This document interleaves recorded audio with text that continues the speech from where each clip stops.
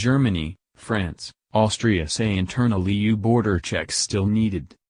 Luxembourg, Reuters, the European Union's free travel zone still needs the temporary border controls set up by some countries in recent years, ministers from Germany, France and Austria said on Friday, citing the continued terrorist threat.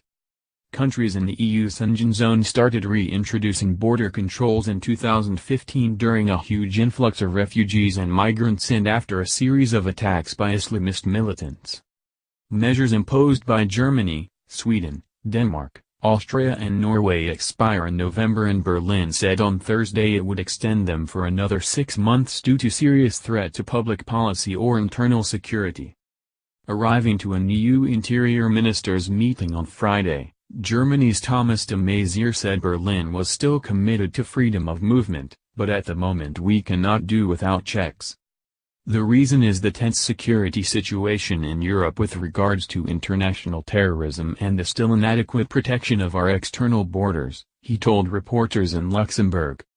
France, which imposed emergency border controls after Islamist attackers killed 130 people in Paris in November 2015, is also keeping them in place for now. The issues around terrorism are still extremely important for us, French Interior Minister Gérard Collomb said, standing next to de Maizière.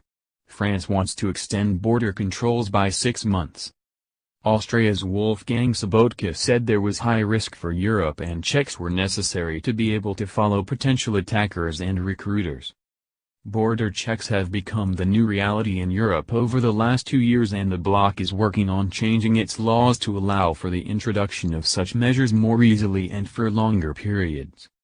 Additional reporting by Robert Jan Bartonek in Brussels, editing by Robin Pomeroy.